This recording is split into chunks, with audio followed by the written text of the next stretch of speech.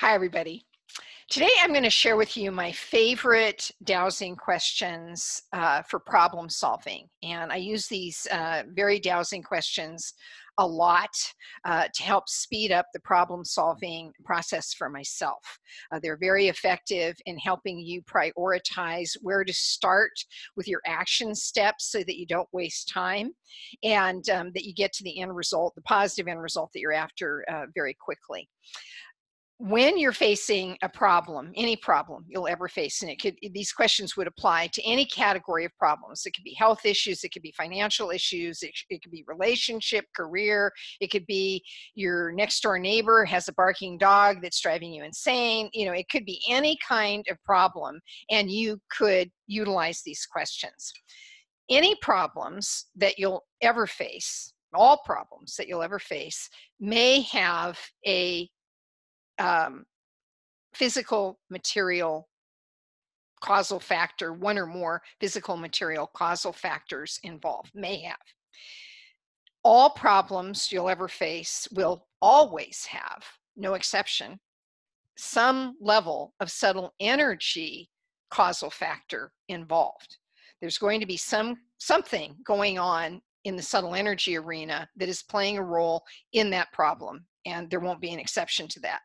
But the weighting of whether it's physical causal factors or subtle energy causal factors can vary significantly. And you're going to see in this example how these questions help you quickly isolate. Should you be focusing on subtle energy stuff, solutions, or should you be focusing on physical solutions? And maybe you need to focus on both, but what do you prioritize? And what are the subtle energy situations? What are the physical causal factors, et cetera? So here's the example that I'm going to use, and then we'll jump into the question. So the problem that I wanted to solve, this actually happened last night, and I wanted to solve that problem sooner rather than later because it was a pain problem. I had done an online broadcast last night, and it ran about an hour and a half, and about midway probably through the broadcast, I was starting to feel some pretty significant body discomfort. I had a kind of searing pain on the top of my hips, and searing, almost like a burning pain there. And I also had a lot of muscle tension. I was having a little bit of constriction with my breath, but this was by the time I ended the broadcast. All these symptoms were very apparent, and I also was fatigued. Now, I just assumed right out the gate that it was because of electromagnetic exposures. I'm electrically sensitive, and I have all this equipment around me when I do broadcasts. Even right now, I've got these big lights, and they've got a lot of electrical juice that's going into them, so there's strong electric fields. There are LED bulbs, multiple LED bulbs casting the light on me, and those emit like a pulsed radiant type energy that's hard on my system, and I know it. There's other electronic devices. There's not any Wi-Fi or anything like that. There is a little bit of radiation, even though I'm in airplane mode on my computer. If you've never watched my YouTube video about is airplane mode really safe, you might want to watch that, because most computers today are actually emitting radio frequencies even though they're in airplane mode. So anyway, there's a little bit of emission from my computer, and I know that. But I happen to have, you can't see it, but I happen to have a little shielding thing in front of me that should damp that down significantly. But bottom line, I thought it's probably electromagnetic exposure. It was a fairly long broadcast, and I'm overdosed, and I know it.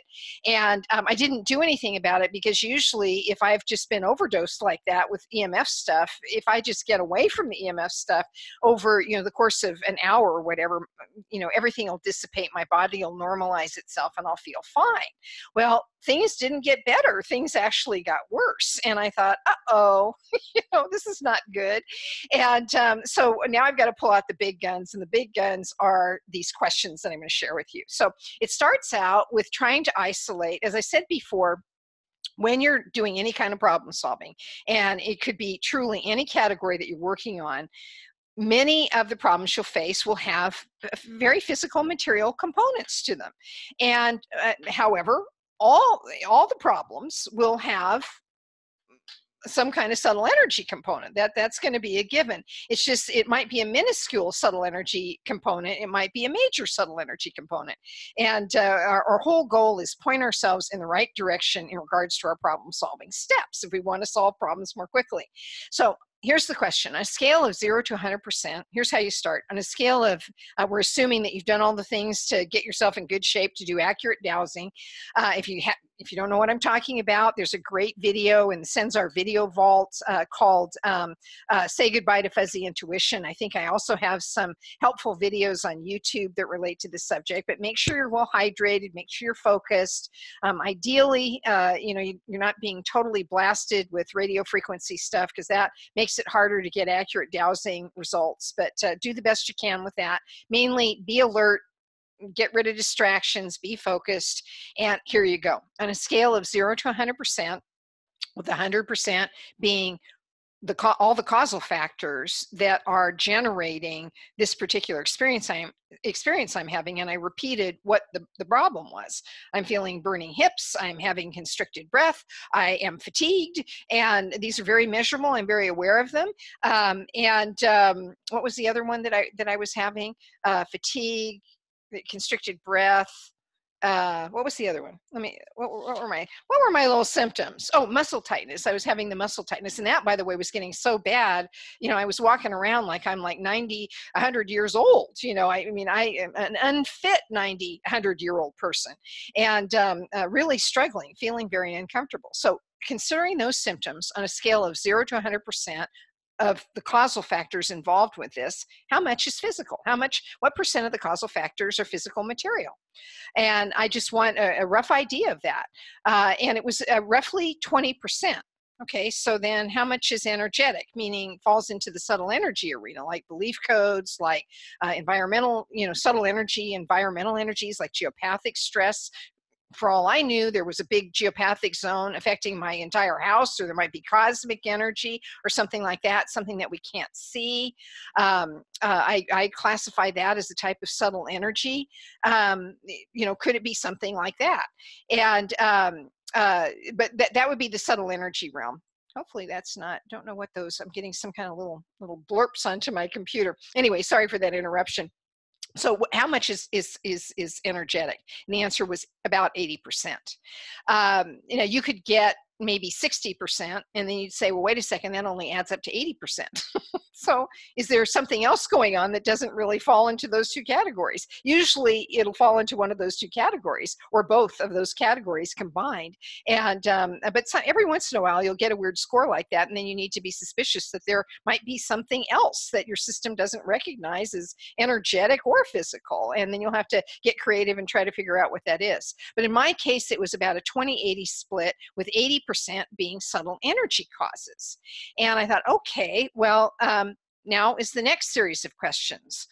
Considering all the subtle energy causes involved with this and I just start taking guesses. Now here I'm not going to score I'm not going to weight in percentages. I'm going to use a different way to weight what I do, to prioritize what I do with the subtle energy causes. And you'll see what I'm going to do here. It can be difficult as you start narrowing down causal factors like this to use percentages to properly weight stuff. It's not difficult to get a simple score like how much is physical, how much is subtle energy or is energetic. That doesn't seem to be very difficult. You'll get reasonably accurate scores, reasonably accurate, and accurate enough for you to know which way to point yourself.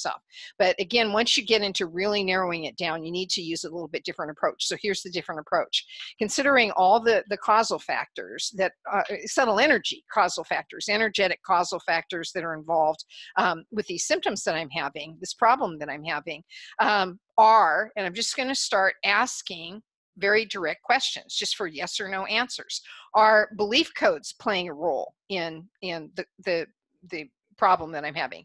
Yes, just yes or no. Okay, yes, I'll circle. Okay, great, I'll write down belief codes. What about subtle environmental energies of the subtle energy variety, like geopathic zones, that type of thing? No.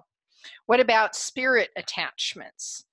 Yes. Okay, so write down spirit attachments. What about any kind of damage to my subtle energy system, like aura damage, polarity reversals, things like that? What about damage to my subtle energy system? No.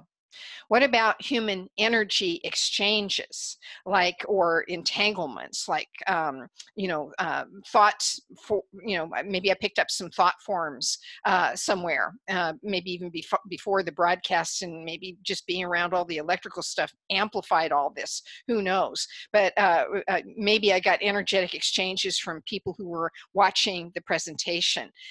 Maybe there was some kind of cosmic activity during the course of the hour and a half I was broadcasting, that somehow delivered some kind of data from afar into my system. Things that bizarre can happen. So, but bottom line is, I just want to know, do I have any human energies of exchanges or entanglements of any type that are playing a role in this problem, that I picked up from people directly, or online, or from places that people might have hung out, or from objects that can happen, or other locations. Yes or no? The answer was yes. I said, okay, so I've got three things going on. I've got 80% of whatever's causing my problem is energetic, and what's compromise, or what's composing that energetic basket of causal factors is, there's one or more belief codes involved, there are spirit attachments involved, and there are human energy influences. So I call it acquired psychic emotional goo, acquired in some way from other people. And that was playing a role. Now you're going to weight those situations. I wanted to weight the situation. So considering the worst and most harmful, or worst and most influential subtle energy causal factor, which of the three is the worst and most influential? It was the human energy exchange. And so what was the second worst and most harmful was the spirit attachments, and the third was the belief code activity. And now these could be just a hair's breadth apart, because I'm not getting percentages. I'm just saying, what's the worst and most harmful? The human energy exchanges. What's second worst and most harmful, or worst and most influential? The spirit attachments. Third worst and most influential, the belief codes. And so now I have it. So I went on to discover that what the human energetic exchange was, it was an entanglement, and it was a chakra link. So I got chakra linked by someone who attended the broadcast, and that can happen very easily from afar. And I got chakra linked, and that ended up being the major player in what was going on. I prioritized clearing that, and that reduced, no exaggeration, instantly, I will say, instantly, the pain levels, just that alone, probably was at least a 50% reduction in the pain levels. Next thing I did was I cleared the spirits. That was better than 80% pain reduction. I know that the initial dowsing said that about 80% of the causal factors were energetic, but truly I had at a good 90+% reduction in pain. There was just like a slight trickle charge of burning sensation on my hips that was barely noticeable, but by tuning into it, I could feel it. So there you have it. I mean, it was adequate enough for me not to even do anything about it. I went to bed, I slept okay, all that type of thing, and et cetera, et cetera. Now, this morning, I was a little bit curious about the physical thing, and so I checked further just to see if I could figure out what that was. And it was I just did some intuitive guessing, and I got that it was a vitamin deficiency, actually a vitamin D deficiency. And information related to that has come up for me over the last couple of months, kind of from different directions, and I've not been paying that much attention to it. I try to take a few extra vitamin D capsules. I've been trying to get out in the sun a little bit more, but my system is compromised on vitamin D to the point that it's playing a role in that burning sensation at the top of my hips. And this is not the first time that I've actually had that sensation without being chakra linked. So that's kind of interesting. And now I'm going to prioritize doing something about the vitamin D deficiency, take that a little more seriously and try to eradicate that as well. But what I was really after was getting out of a state of pretty severe pain, and certainly getting myself into a place where I could sleep. And that required clearing a chakra link, and that required clearing spirits. And had I just, assumed that it was something physical that was affecting me, I would have. The reality is, when it's really major energetic stuff like that, even stuff like aspirin and painkillers won't necessarily help you. Alcohol can sometimes numb you out enough to numb out some of the subtle energy stress, but then as soon as that starts fading, you'll have the pain, and then some will return. So anyway, the goal of the video is to just get you those questions and show you the questions in action. It really, really simple, and the whole objective is how to prioritize how to prioritize, how to get an understanding very rapidly by using dowsing to prioritize the causal factors behind any problem that you might ever face. Now, if you would like to learn more about things like chakra linking and some of the human energy exchange components of subtle energy influences with problems, human energy exchanges show up as problematic causal factors an amazing percentage of the time with problems. Not only when I'm investigating stuff for myself, but over the last 30 years, I've done many, many thousands and thousands of client sessions. And still, it is just amazing to me how often the major cause of someone's problem, and the problem can be a devastating health issue, that problem can be a complete financial collapse or minor financial stuff, but I've seen human energy exchanges just truly destroy people's lives. I've just seen human energy exchanges take multimillionaires and cripple them, where their businesses collapse and they are broke within 2 years of the energetic exchanges, or even faster within a year of the energetic exchanges happening. These amazing human energies, when we pick them up, and there are so many different ways that we can acquire them, or that we can get entangled with other people and their issues. Basically, when we get entangled, we take on their issues.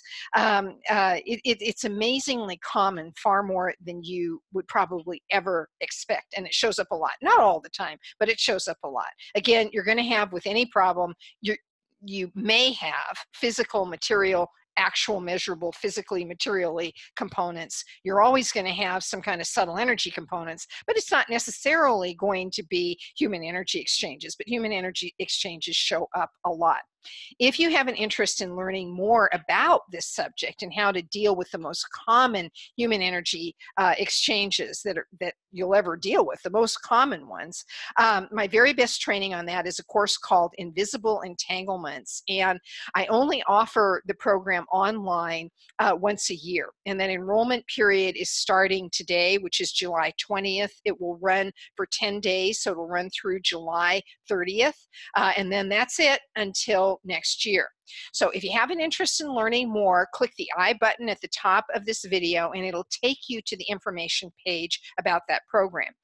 It's, again, July 20th, 2019 through July 30th, 2019. So if you're watching this, I'll leave this video up on YouTube because it's such valuable information and timeless information that I shared today that hopefully lots of you will put into use right away. But if you're watching this video after July 30th, 2019, then the Invisible Entanglements course isn't available to you until like July or August 2020.